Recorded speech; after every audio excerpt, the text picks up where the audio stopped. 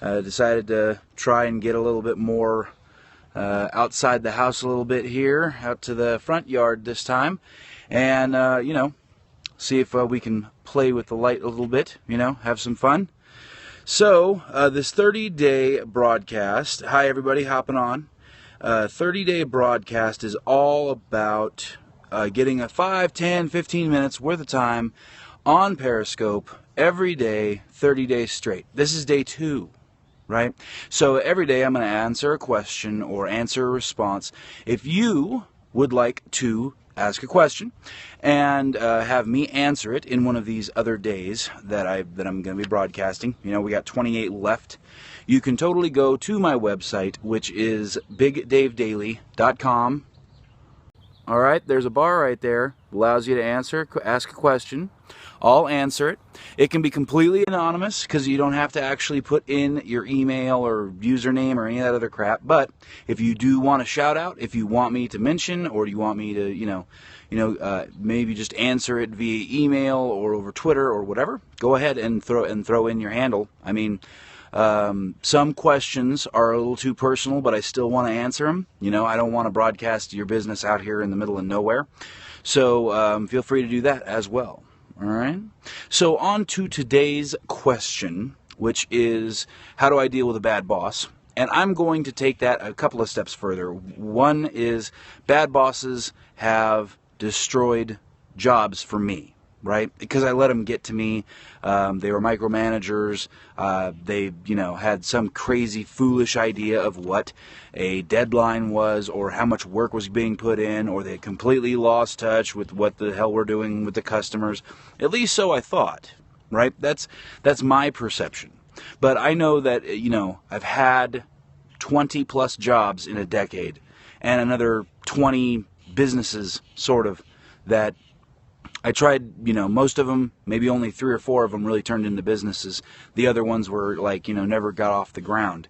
But in any case, those bosses, and to somebody running their own business, the clients that you have, I'm an expert at attracting the wrong kind of client.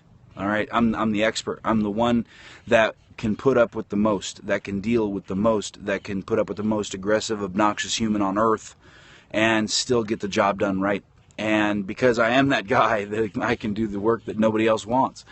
So even in my entrepreneurial role, I am still plagued by bosses that just irritate the shit out of me. So a little backstory. I'm going to one step back and say that I am a business lifestyle design coach. And if you really want something that's not cliche or not corporate America, I'm the do shit that matters coach, right? I want to help you do shit that matters. So since this is day 2 and I'm throwing out this video, feel free to do a shout out, do whatever you want. I mean, if you have a question or a comment, I'll be happy to address that. Hi, how's it going? For anybody that's watching this as a replay, hey, we got chat going on, we got hearts going on, we got things going on. So all of that stuff, if it looks like I'm talking to an invisible human, hey, I am, because this doesn't get cut into the recordings. So anyway, bad bosses, all right? So the key word here is empathy. The key word is empathy, right? Understanding what that boss, understanding what he's going through, what she's going through, what they did to become a manager, right? The whole key to the whole thing, and the thing that I wish I knew 10 years ago, 15 years ago now, is understanding that bosses have bosses too, right? And those bosses are probably an even bigger pain in the ass than your boss, right?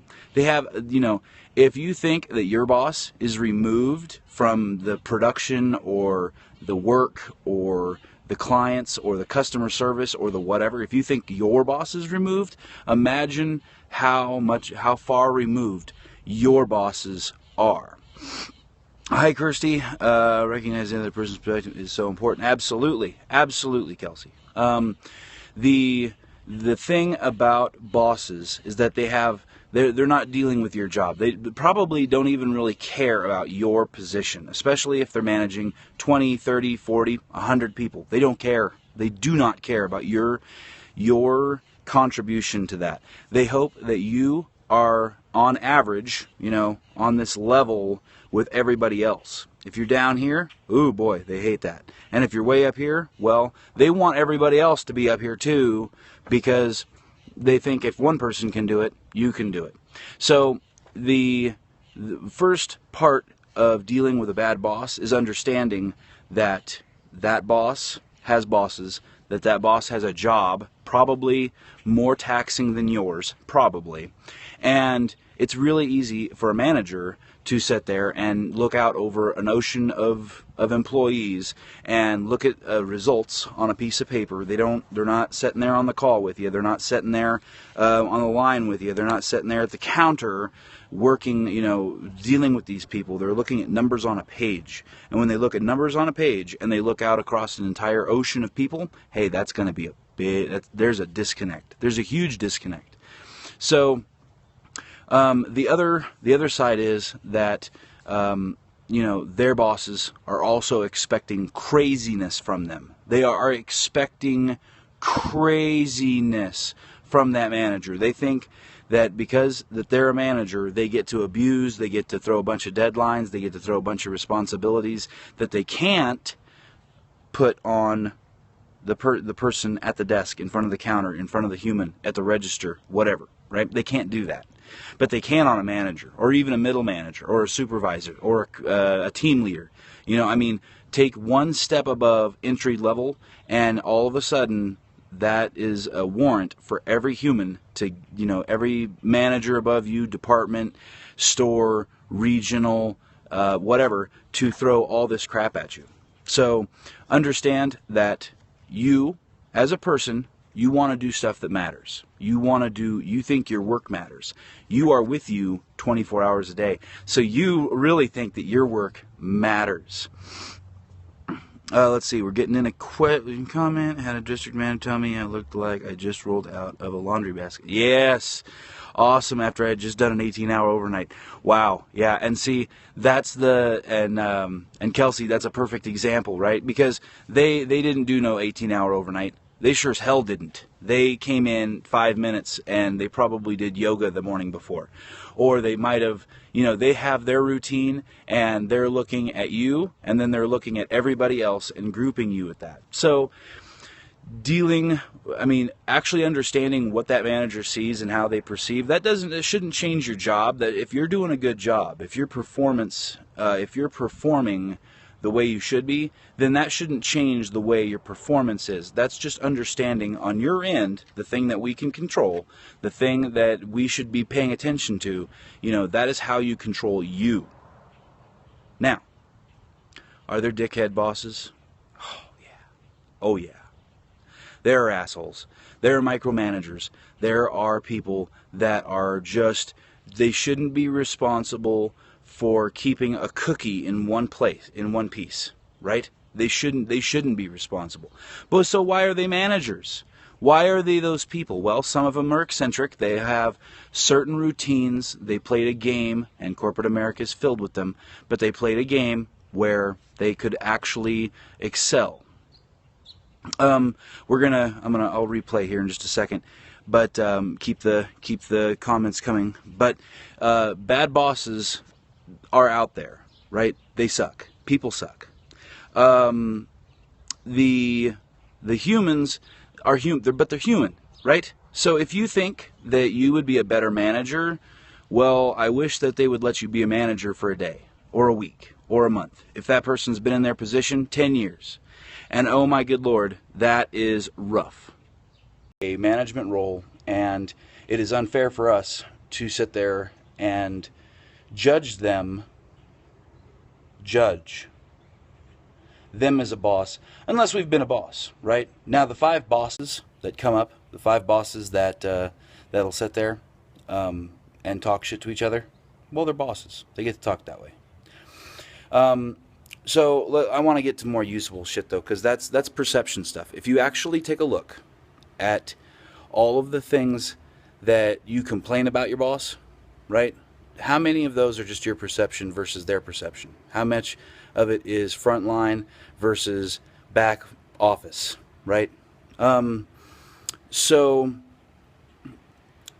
the yeah, starting to think that we got a bad connection going on here, and I apologize. Maybe I ought to restart. Well, oh well, we're getting people back in. That's awesome. Hey, sweet. All right. So, sorry about that. Sorry about bad connections. Sorry about that kind of stuff. I'll probably just edit this kind of stuff out in replay. But here's the deal. I'll restart a little bit. We're talking about bad bosses. I am a business and lifestyle coach, and that kind of dives into whether you're starting a career or starting a business or an education, or you just want to take, let's say, a hobby and make that matter more, right? Let's get it bigger, better, badder, whatever you want to say.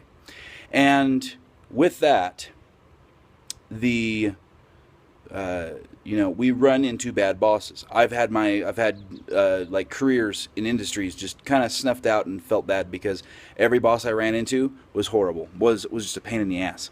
So if I can run into that, I get the feeling that you can sit there in your day to day and you might love your job. You might love the work you do. You might love the fact that you have an education, or the fact that you have you might have something there that holds you there other than a paycheck. I mean, a paycheck is important, but how do you survive if your boss is an asshole? So I've talked about empathy, which is really seeing their perception, really seeing their side of the coin, and maybe they are an asshole, and maybe they don't have the mechanics or the social, engineering, or the experience for dealing with people as a manager. It's far easier to see them as a human than as a nameplate on their desk, right, or the nameplate on the wall. So, in conclusion, I mean, empathy is probably your biggest weapon. And if I would have known that, and if I would have done more in that regards, I probably would have held jobs at least a little bit longer.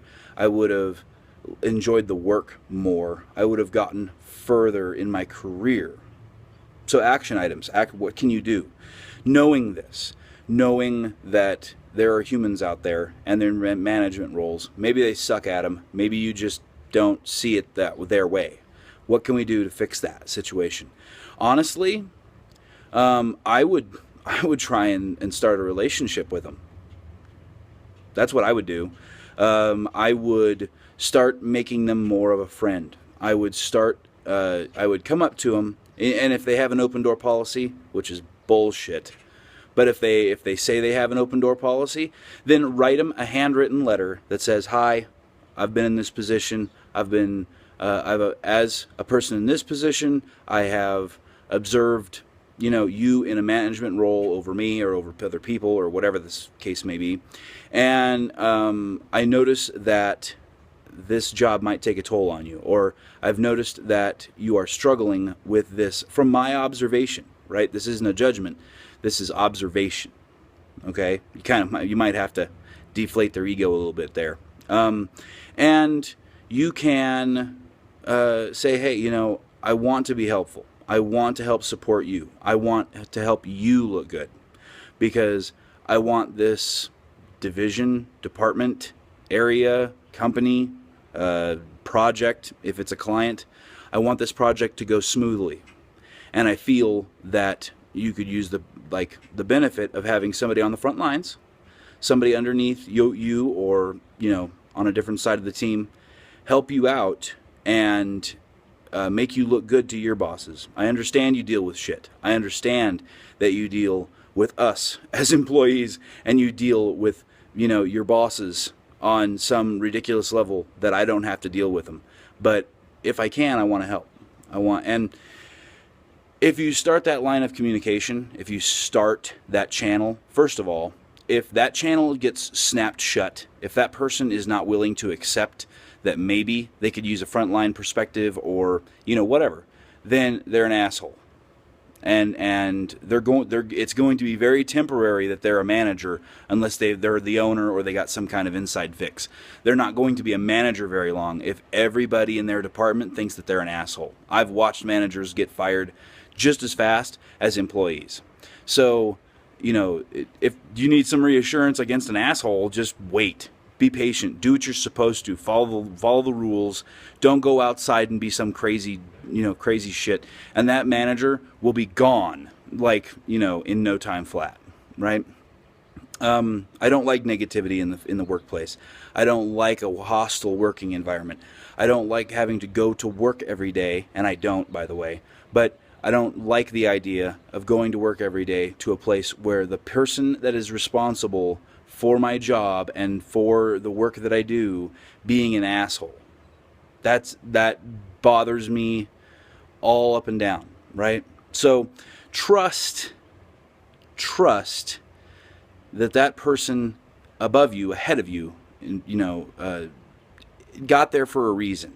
Whether he or she has some special knowledge, some special skill, whether they have the game, right? They played the game, whether they excelled in a very specific piece, or whether they had friendships with management. Learn from that, right? Because that's probably how you're going to get to be a manager there now, is to play those same kind of games or have those same skills, because that's what the management above them values. I mean, you can learn from them, for crying out loud. Don't take that as a bad thing, but at the same time, don't make this some sort of pity party. Don't make it some sort of movement in the office and everybody's just calling this boss a shithead or whatever, because chances are it's really not that boss. It's probably the boss ahead of him who's an asshole, right?